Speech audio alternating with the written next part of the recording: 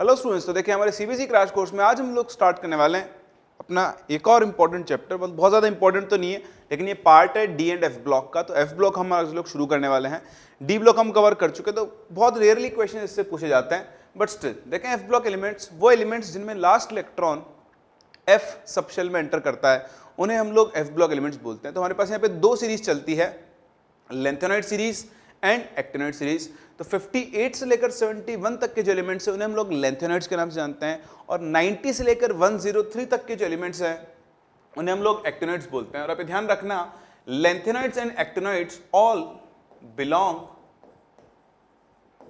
To group 3 of periodic table.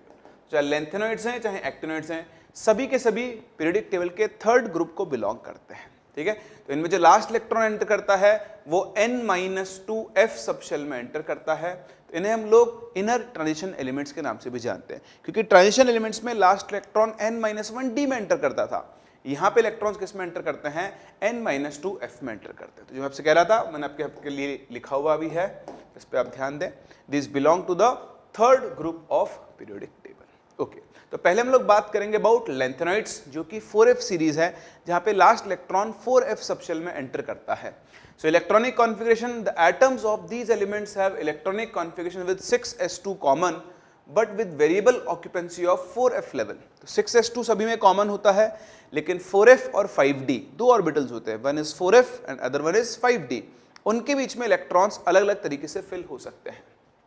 However, the electronic configurations of all the tripositive ions, which is the most stable oxidation state of all the lanthanides, are of the form 4Fn। इसका मतलब क्या, मैं आपको समझाता हूँ, लेकिन एक बहुत इंपॉर्टेंट स्टेटमेंट आपने यहाँ पे देख लिया है, आप इसको जरूर ध्यान रखें। इसी से आप बहुत सारे टाइप ऑफ क्वेश्चंस को सॉल्व कर सकते हैं कि लेंथेनॉइड्स के लिए जो ट्राई पॉजिटिव आयन है दैट इज +3 स्टेट है ना। अगर आपके पास कोई भी लेंथेनॉइड है तो वो +3 स्टेट उसके लिए क्या होती है? मोस्ट स्टेबल ऑक्सीडेशन स्टेट होती है। यानी कोई भी लेंथेनॉइड अगर किसी और ऑक्सीडेशन स्टेट में है, वो +2 में है या +4 में है, तो वो इवेंचुअली किसके अंदर कन्वर्ट हो जाएगा? +3 ऑक्सीडेशन स्टेट में वो कन्वर्ट हो जाएगा।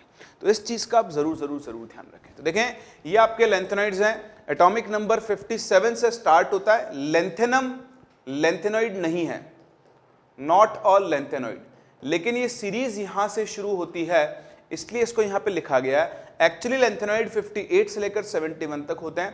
तो cerium, praseodymium, neodymium, promethium, samarium, europium, gadolinium, terbium, dysprosium, holmium, erbium, thulium, है ना, ये टर्बियम और ल्यूटेशियम, ये आपके लेंथेनॉइड्स है। तो आपको इनके एज सच वैसे याद रखने की जरूरत नहीं है, बट इनकी एक ट्रिक होती है, लेकर सीने पर नदियां प्रेम की समाए, है ना, आप लिख सकते हो चाहो तो, लेकर सीने पर नदियां प्रेम की समाए, इधर गड़बड़ तब दिल में हुई और तुम याद लाए, है ना। तो लेके सीने पर नदियां प्रेम की समाए, इधर गड़बड़ तब दिल में हुई और तुम याद लाए। तो इस तरह से आप सीरीज को याद रख सकते हो। अब आप देखो इनके कॉन्फ़िगरेशंस, जरूरत नहीं है आपको कॉन्फ़िगरेशंस वैसे याद रखने की, बट आप देखें 5d1 6s2, अब आपसे इसने लाइन कही थी, देखो 6s2 सब में कॉमन है, 4f1 5d1। अब यहां पे आप देखो 4f में 3 इलेक्ट्रॉन आ गए, 5d गायब है। तो वेरिएबल ऑक्यूपेंसी होती है, कहीं कहीं पर 5d ऑक्यूपाइड होगा और कहीं कहीं पर 5d ऑक्यूपाइड नहीं होगा। लेकिन अगर आप इनके +3 आयंस पे आ जाओ, देखो ये +3 आयंस हैं, तो सभी +3 आयंस 4Fn फॉर्म को फॉलो करते हैं। तो देखो 4f0, 4f1, 2, 3, 4, 5, 6, 7, 8, 9, 10, 11, 12, 39, 14। तो जितने भी, ये इंपॉर्टेंट चीज है, Ln+3 यानी लेंथेनॉइड के जो +3 आयंस होंगे उनका कॉन्फ़िगरेशन 4f0 से लेकर 4f14 तक होगा। और ये देखें एक और चीज, अगर आप लेंथेनॉइड्स की रेडियस देखें, 187 से 183 डिक्रीज हुई, 82, 81 कांस्टेंट है, 180 डिक्रीज हुई, 199 एकदम से इंक्रीज हो गई। फिर देखो 180 से स्टार्ट हुआ है, फिर डिक्रीज हो रहा है, फिर डिक्रीज। तो एक जगह पर यहां पर वेरिएशन आ रहा है, बट ओवरऑल देखोगे तो साइज लगातार डिक्रीज हो रही है। लेकिन अगर आप +3 आयंस पे आ जाओ तो देखो decrease decrease decrease decrease decrease decrease decrease decrease decrease decrease decrease decrease decrease, तो जो +3 आयंस है उनकी साइज लगातार क्या होती है, डिक्रीज होती है। तो ये चीज आप ध्यान रखना कि अगर आप लेंथेनॉइड्स में मूव कर रहे हो with increasing atomic number, size generally decrease होती है एटम की, लेकिन अगर आप है ना बीच में एक जगह इंक्रीज हो जाता है तो ट्रेंड ब्रेक होता है। लेकिन +3 आयंस की साइज लगातार क्या होती है, डिक्रीज होती है। इसी चीज को हम बोलते हैं लेंथेनॉइड कॉन्ट्रैक्शन। तो आपसे शॉर्ट आंसर टाइप क्वेश्चन में पूछा जा सकता है कि lanthanoid contraction is related to, so it is related to the regular decrease in size of +3 ions, not lanthanoid elements. Lanthanoid elements की साइज में रेगुलर डिक्रीज नहीं होता है, देखो बीच में ट्रेंड ब्रेक हो रहा है, लेकिन +3 आयंस की साइज में क्या होता है, रेगुलर डिक्रीज होता है, और इसी डिक्रीज को हम लोग किसके नाम से जानते हैं, लेंथेनॉइड कॉन्ट्रैक्शन के। तो आओ बढ़ते हैं आगे और बात करते हैं और प्रॉपर्टीज की। जैसे आपसे कह रहा था एटॉमिक साइज, तो there is decrease in atomic and ionic radii from lanthanum to lutetium due to increased nuclear charge. जो आपके 4f इलेक्ट्रॉन्स होते हैं ना, उनकी शील्डिंग पावर बहुत कम होती है, तो पुअर शील्डिंग की वजह से क्या होता है, Z इफेक्टिव बढ़ता है, और इसी वजह से क्या होती है, डिक्रीज होता है। लेकिन decrease in atomic radius is not quite regular. मैंने आपको ही बताया डिक्रीज होते होते बीच में एकदम से क्या हो गई, वो बढ़ गई। तो एटॉमिक रेडियस में डिक्रीज जो होता है वो रेगुलर नहीं होता है, लेकिन the decrease in radius of +3 ions is regular, and this decrease is called lengthenoid contraction. This regular decrease in size of M3 plus ions due to increased nuclear charge is called lengthenoid contraction. The lengthenoid contraction किसको बोलते हैं, ये जो M3 plus ions की size में लगातार decrease होता है उसी को हम लोग lengthenoid contraction के नाम से जानते हैं। आई होप आपको चीज समझ में आ गई होगी, है ना। चलिए आगे बढ़ते हैं। देखें ऑक्सीडेशन स्टेट, जैसे मैंने आपको बताया लेंथेनॉइड्स, वैसे लेंथेनॉइड्स ना वेरिएबल ऑक्सीजन स्टेट शो कर सकते हैं। यहाँ पर इलेक्ट्रॉन 4f 5d और 6s तीनों से निकलते हैं, 4f से भी निकल सकता है, 5d से भी और 6s से भी। लेकिन लेंथेनॉइड्स की जो सबसे कॉमन और सबसे स्टेबल स्टेट होती है +3। कौन सी स्टेट होती है, +3। अब ध्यान रखना लेंथेनॉइड्स की सबसे स्टेबल स्टेट कौन सी होती है, +3। यानी एक लेंथेनॉइड एलिमेंट किसी और स्टेट में है, मान लो वो +2 में है, तो +2 से भी वो इवेंचुअली किस में कन्वर्ट हो जाएगा, +3 में। वो किसी हायर ऑक्सीडेशन स्टेट में है +4 में, तो +4 से भी वो इवेंचुअली वापस किस में कन्वर्ट होगा, +2 ऑक्सीडेशन स्टेट में कन्वर्ट होगा। तो इस चीज को आप जरूर ध्यान रखें। लेंथेनॉइड्स के लिए जो कॉमन ऑक्सीजन स्टेट होती है, जो स्टेबल ऑक्सीजन स्टेट होती है, वो +3 होती है। वो किसी और स्टेट में है तो भी वहां से वो किस में कन्वर्ट होगा, +3 स्टेट में। तो यहाँ आप जो भी पढ़ने वाले हो सब कुछ उसी से रिलेटेड है। तो देखें in the lanthanoids La+3 and Ln+3 sorry La+2 and Ln+3 compounds are predominant species. तो लेंथेनम तो लेंथेनॉइड में आता ही नहीं है ना। बाकी सारे लेंथेनॉइड जो है +3 स्टेट शो करते हैं। However occasionally +2 and +4 ions in solution or in solid compounds are also obtained। तो मेजरली तो +3 शो करते हैं, लेकिन कुछ जगह पर +2 और +4 के कंपाउंड्स भी ऑब्टेन होते हैं। चलिए, this irregularity arises mainly from the extra stability of empty, half filled और full filled F subshell। मतलब बेसिकली कई बार ये +2 और +4 दोनों शो करते हैं। तो +2 और +4 बनने का रीजन है कि या तो कॉन्फ़िगरेशन बन गया 4f7 हाफ फिल्ड या 4f14 फुल फिल्ड। तो उस केस पे है ना, इसमें आपको पीछे टेबल पे लेके चलो एक बार, यहां देखो आप, है ना, जैसे आप देख रहे हो ये 4f7 है तो ये +2 स्टेट है, तो 4f7 हाफ फिल्ड है, 4f14 फुल फिल्ड है, इसलिए यूरोपियम +2 स्टेट शो कर सकता है ना। आपका ये टर्बियम है ये +2 स्टेट शो कर सकता है। अगर आप +4 स्टेट में हो तो देखो 4f7 है ना, टर्बियम +4 स्टेट में हाफ फिल्ड कॉन्फ़िगरेशन में है, तो टर्बियम का +4 बन सकता है, लेकिन इवेंचुअली वो किस में कन्वर्ट हो जाएगा, +3 ऑक्सीडेशन स्टेट में। तो एनसीईआरटी की लैंग्वेज है जो आपको वैसे समझ में नहीं आएगी, तो लाइन वाइज मैं आपको समझाता हुआ चल रहा हूं इन्हें। सो दस the formation of C+4 is favoured bye it's noble gas configuration. अब आप देखो सीरियम का इलेक्ट्रॉनिक कॉन्फ़िगरेशन होता है 4f1 5d1 6s2। जैसे ही आप यहां से चारों इलेक्ट्रॉन निकाल दोगे आप पहुंच जाओगे 5p6 पर, 5s2 5p6, जो कि एक नोबल गैस कॉन्फ़िगरेशन है। तो इसीलिए C+4 एग्जिस्ट करता है। लेकिन जैसे मैंने आपको बताया सीरियम के लिए भी स्टेबल स्टेट कौन सी होगी, हाँ +3 होगी। तो जो C+4 है वो भी इवेंचुअली किस में कन्वर्ट होगा, +3 स्टेट में ही कन्वर्ट होगा। तो आप देखो जब C+4 C+3 में कन्वर्ट होगा, तो देखो +4 से +3 जा रहा है, इसका खुद का क्या हो रहा है, रिडक्शन, है ना। सो इट इज इटसेल्फ रिड्यूस्ड, आप ऐसा लिख लो, उसको बेटर है, इट इज इटसेल्फ रिड्यूस्ड। बताओ इटसेल्फ रिड्यूस्ड है तो किसकी तरह काम करेगा, एक ऑक्सीडाइजिंग एजेंट की तरह।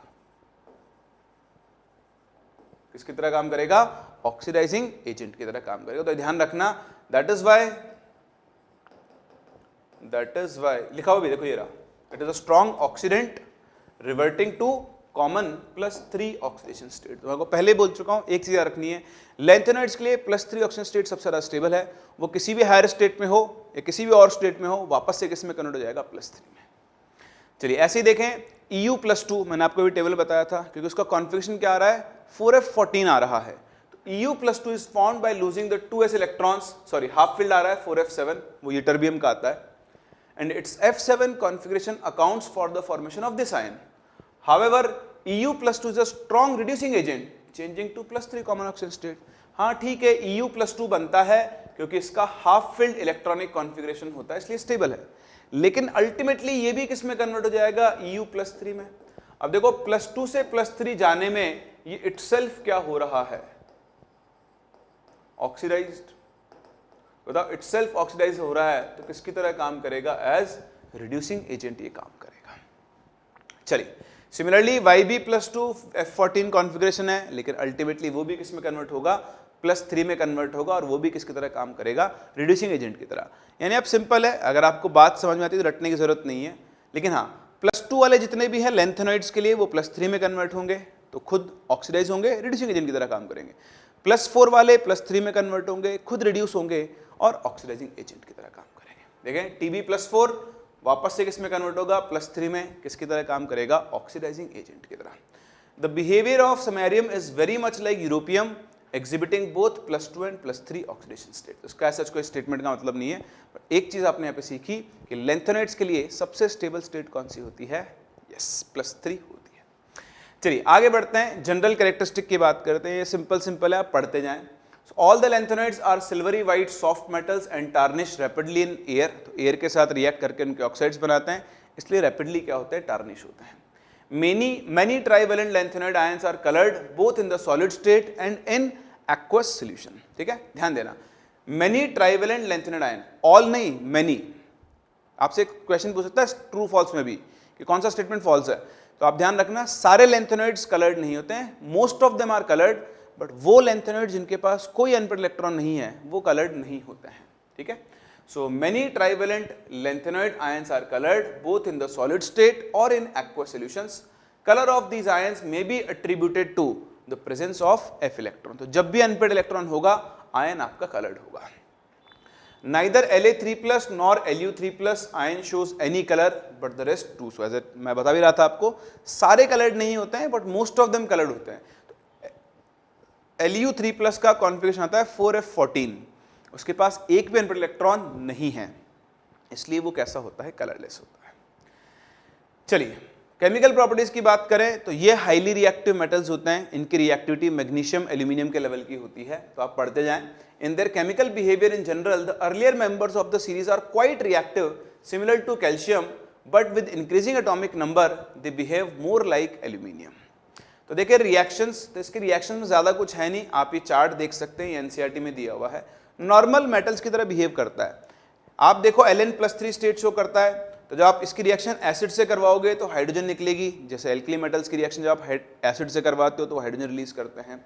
आप रिएक्शन ऑक्सीजन से करवाओ तो देखो +3 ऑक्सीडेशन स्टेट का ऑक्साइड बन रहा है, सल्फर से करवाओ तो +3 स्टेट का सल्फाइड फॉर्म हो रहा है, हेलोजन से करवाओगे तो LnX3 वही +3 ऑक्सीडेशन स्टेट वाला हेलाइड फॉर्म होगा। वाटर के साथ LnOH होल थ्राइस बना रहा है, जो कि नेचर में कैसा होता है, बेसिक होता है। कार्बन के साथ ये LnC2 टाइप के कार्बाइड्स बनाते हैं। नाइट्रोजन में N3- आयन है, ये Ln3+ है, दोनों की रिएक्शंस का क्या बनता है, नाइट्राइड बनता है।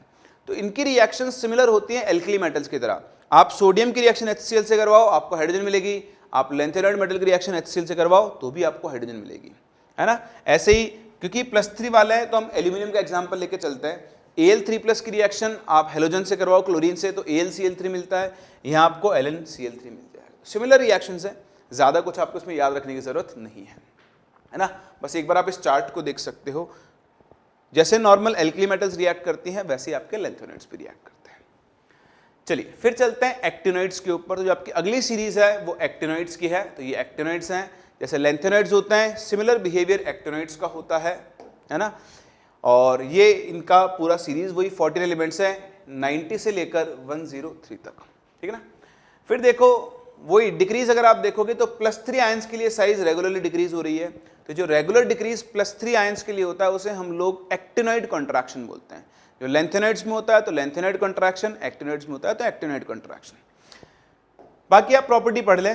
Actinoids include the 14 elements from the thorium to lawrencium. तो थोरियम ये रहा, थोरियम से लेकर लॉरेंशियम तक ये होते हैं। The actinoids are radioactive elements and the earlier members have relatively long half-lives and the later ones have half-life values ranging from a day to 3 minutes. Lawrencium की हाफ लाइफ सबसे कम, मतलब शुरुआत वालों की हाफ लाइफ ज़्यादा होती है, मतलब रिलेटिवली ज़्यादा स्टेबल होते हैं। जैसे जैसे एटॉमिक नंबर बढ़ता जाता है इनकी स्टेबिलिटी कम होती जाती है। चलिए आगे चलते हैं प्रॉपर्टीज एटॉमिक साइजेज। जैसे मैंने आपको बताया, जैसे लैंथेनॉइड्स में साइज डिक्रीज होती है, यहाँ पर भी साइज क्या होती है आपकी डिक्रीज होती है। आपको टेबल से भी दिख रहा है, देखो कह रही है मेटल की सही साइज नहीं दी है, लेकिन +3 आयन और +4 आयन की साइज क्या हो रही है, रेगुलरली डिक्रीज। तो आप पढ़ भी सकते हैं आराम से। The general trend in lanthanoids is observed in the actinoids as well, ठीक।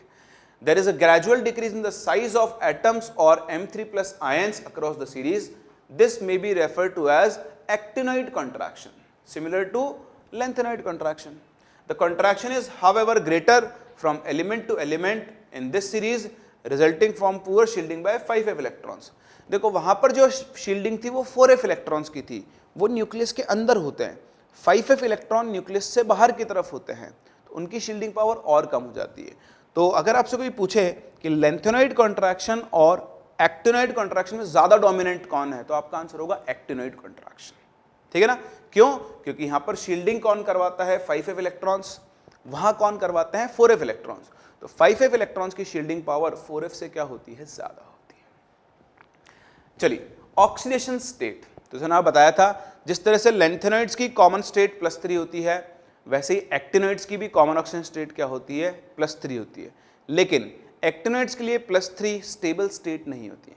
लेंथेनॉइड्स के लिए तो +3 मोस्ट स्टेबल स्टेट है, लेकिन एक्टिनॉइड्स के लिए +3 मोस्ट स्टेबल स्टेट नहीं है। तो पढ़े, there is a greater range of oxidation states which is in part attributed to the fact that 5f, 6d and 7s levels are of comparable energies, है ना। क्योंकि क्या होता है, जैसे आप देखा कॉन्फ़िगरेशन होता है 5f1, 6d1, 7s2, तो इन ऑर्बिटल्स की एनर्जी में गैप ज्यादा नहीं होता है। तो इलेक्ट्रॉन्स आप 7s से भी निकाल सकते हो, 6d से भी निकाल सकते हो, 5f से भी निकाल सकते हो। इसलिए ये बहुत सारी ऑक्सीडेशन स्टेट शो करते हैं, सिर्फ +3 ऑक्सीडेशन स्टेट शो नहीं करते हैं। चलिए, actinoids show in general +3 oxidation state. Elements in the first half to the series frequently exhibit higher oxidation states. शुरुआत वाले elements. The maximum oxidation state increases from +4 in thorium to +5, +6 and +7 respectively in palladium, europium and neptunium. तो ये आप ध्यान रखना, NP वाला, sorry palladium नहीं है, ये PA है। नेपच्यूनियम ये एक इंपॉर्टेंट है। लेंथेनॉइड्स में हाईएस्ट ऑक्सीजन स्टेट कौन शो करता है और कितनी, तो नेपच्यूनियम सबसे हाई ऑक्सीजन स्टेट शो करता है और वो भी +7, और कोई एक्टिनॉइड +7 ऑक्सीडेशन स्टेट शो नहीं करता है। तो ये एक इंपॉर्टेंट पॉइंट है जिस पे आपको फोकस करना होगा। हाईएस्ट ऑक्सीजन स्टेट होती है +7 और वो कौन शो करता है, नेपच्यूनियम। आगे बढ़ो, the actinoids resemble the lanthanoids in having more compounds in +3 state than in the +4 state. तो ये कंपैरिजन है दोनों का। लेंथेनॉइड्स के तो सभी कंपाउंड +3 में स्टेबल होते हैं, एक्टिनॉइड्स के स्टेबल नहीं होते हैं, लेकिन मोस्टली कंपाउंड्स कौन से स्टेट में फॉर्म होते हैं, +3 स्टेट में फॉर्म होते हैं। ये देखें, अभी एनसीईआरटी कुछ मैंने पेजेस उठाए हैं जो आपको समझा सकूं, जो इंपॉर्टेंट है। Actinoid metals are all silvery in appearance but display variety of structures. The structural variability is obtained due to irregularities in metallic radii which are far greater than in lanthanoids. तो ये कह रहा है कि जैसे आपने solid state में पढ़ा है HCP लैटिस, CCP लैटिस, है ना, FCC लैटिस, तो जो आपके एक्टिनॉइड्स होते हैं उनमें जो क्रिस्टल स्ट्रक्चर होती है वो सबकी सेम नहीं होती है, बहुत ज़्यादा वेरिएशन होता है, क्योंकि साइज में वेरिएशन भी क्या होता है, ज़्यादा। ठीक है, तो ऐसे इसमें कुछ इंपॉर्टेंट नहीं है। आगे बढ़ें, ये देखें ये प्रॉपर्टीज हैं एक्टिनोइड्स की, तो यहाँ से कुछ इंपॉर्टेंट पॉइंट्स आपको सीखना है। Actinoids are highly reactive metals especially when finely divided. Action of boiling water on them, for example, gives a mixture of oxide and hydride, and combination with most non-metals takes place at moderate temperature. तो काम की बात यह है कि आप ये ध्यान रखें कि actinoids are highly reactive metals.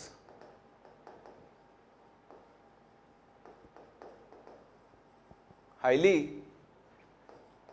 reactive metals.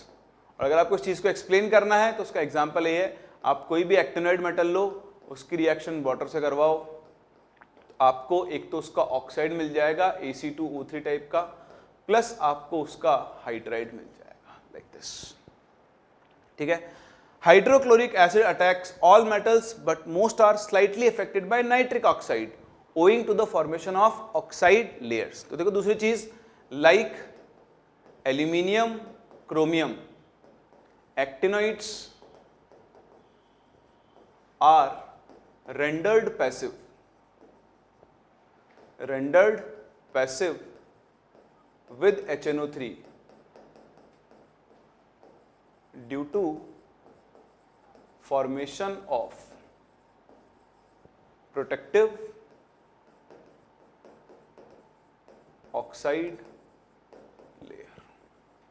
तो होता क्या है, जब एक्टिनोइड HNO3 से रिएक्ट करते हैं तो शुरुआत में तो वो रिएक्ट करेगा, लेकिन थोड़ी देर के बाद इसके सरफेस के ऊपर क्या होती है, एक ऑक्साइड लेयर बन जाती है जो इसको फर्दर रिएक्ट करने नहीं देती है। आई बात समझ में?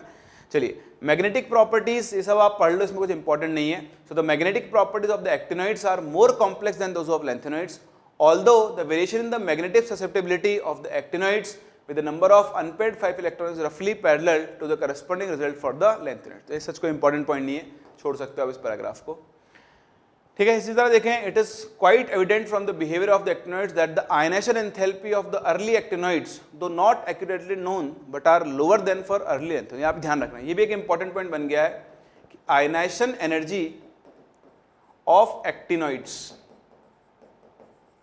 जो होती है is lower than the ionisation energy of lanthanoids. और इसका रीजन क्या है, ये क्वेश्चन आपसे पूछ सकता है। एज 5f ऑर्बिटल्स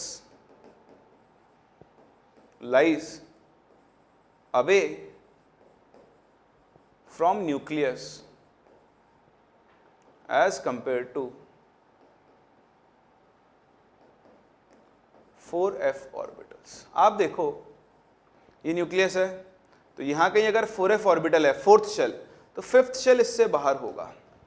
तो जब आप एक्टिनोइड से इलेक्ट्रॉन निकालोगे तो 5f से निकालोगे, और लैंथेनोइड से निकालोगे तो इलेक्ट्रॉन आपको 4f से निकालना होगा। तो क्योंकि 4f न्यूक्लियस के ज्यादा क्लोज है, वहां से इलेक्ट्रॉन निकालने में आपको मेहनत भी क्या करनी पड़ेगी, ज्यादा। इसलिए एक्टिनोइड्स की आयनाइजेशन एनर्जी लैंथेनोइड से क्या होती है, ज्यादा होती है। तो ये एक पॉइंट आप ध्यान रखना, यहां पे लिखा हुआ भी साफ साफ, the 5 electrons will be more effectively shielded from the nuclear charge than 4f electrons of the corresponding lanthanoids because the outer electrons are less firmly held, they are available for bonding in the actinoids। ये जो है इसका कहने का मतलब यही है कि 5f ऑर्बिटल न्यूक्लियस से ज्यादा दूर है, 4f ऑर्बिटल न्यूक्लियस के ज्यादा पास है, तो 5f ऑर्बिटल से इलेक्ट्रॉन निकालने में आपको मेहनत क्या करनी पड़ेगी, ज्यादा। A comparison of the actinoids with the lanthanoids with respect to different characteristics are discussed above। ये सब सिर्फ पढ़ लेना, इनमें ज्यादा कुछ है नहीं, ठीक है ना। नेक्स्ट आपके पास आते हैं applications of D and F block elements. तो कभी कभी आपसे एप्लीकेशंस पूछ लेते हैं। Iron and steels are the most important construction materials. ये आपको थोड़ा याद रखना पड़ेगा, बताता हूँ इंपॉर्टेंट क्या है ना, बाकी आप एक बार पढ़ लेना। इसमें और कुछ ज्यादा इंपॉर्टेंट नहीं, यूजेस हैं। तो देखो, एक तो कॉइनेज मेटल्स क्या होती हैं, तो कॉइनेज मेटल्स आपकी होती हैं gold, silver and copper, Ag, Au and Cu, ठीक है। उसके अलावा देखो ये कुछ छोटे छोटे नाम दिए हुए हैं, आपको दिया हुआ है सिल्वर यूके कॉइन। ये देखो, एक तो है यूके कॉपर कॉइन्स, तो यूके कॉपर कॉइन्स, तो यूके कॉपर कॉइन्स क्या है वो आप देख लो एक तो अच्छे से। तो ये क्या है, कॉपर कोटेड स्टील। तो शॉर्ट 1 मार्क वाले क्वेश्चन आपसे पूछ सकता है, what is silver coin, UK silver coin. UK copper coin. तो यूके कॉपर कॉइन क्या है, सिल्वर के कॉइन के ऊपर कॉपर को आपने कोट किया हुआ है। इसी तरह देखो silver UK coins, silver UK coins. अब नाम से आपको लग रहा है कि इसमें सिल्वर होगा, पर देखो ये सिर्फ कॉपर और निकल का अलॉय है, कॉपर निकल अलॉय, इसमें सिल्वर होता ही नहीं है, बुद्धू बनाया जाता है। ठीक है, तो ये आप ध्यान रखना। उसके अलावा देखो V2O5 is a good catalyst, जो कि V2O5 काम में आता है एज कैटलिस्ट। हमने इसे P ब्लॉक में भी कवर किया था in contact process to make H2SO4। तो H2SO4 हम बनाते हैं कॉन्टैक्ट प्रोसेस से, वहां पर V2O5 कैटलिस्ट की तरह काम में आता है।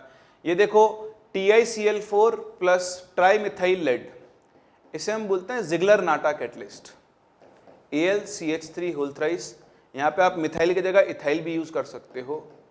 So this is called Ziggler Natta catalyst, जो कि पॉलीथीन बनाने के काम में आता है। देखो लिखा हुआ है basis of Ziegler catalyst used to manufacture polyethylene. Similarly iron catalyst are used in Haber's process, जो अमोनिया बनाने के काम में आता है। एक ये यूज बहुत इंपॉर्टेंट, इस पर ध्यान रखना। The photographic industry relies on the special light sensitive properties of AGBR। पुराने ज़माने में वो जो फिल्म वाले कैमरा आते थे, तो जो ब्लैक कलर की फिल्म होती थी उसके ऊपर AGBR का पेस्ट होता था, और उसी के थ्रू क्या होती थी, फोटोग्राफी होती थी। तो बस ये है आपका चैप्टर F ब्लॉक। ये कुछ इंपॉर्टेंट चीज़ें हैं जिन पे आपको फोकस करना है, ध्यान रखना है। हर एक जगह में से जो जो इंपॉर्टेंट है मैंने आपको यहाँ पे एक तरह से शॉर्ट नोट्स बनवा दिए हैं। अब एक बार आप अच्छे से इनको पढ़ें, प्रीवियस ईयर के क्वेश्चंस करें, आप आराम से सभी क्वेश्चंस को सॉल्व कर पाएंगे। और यहीं पे खत्म होता है अपना chapter D and F block elements.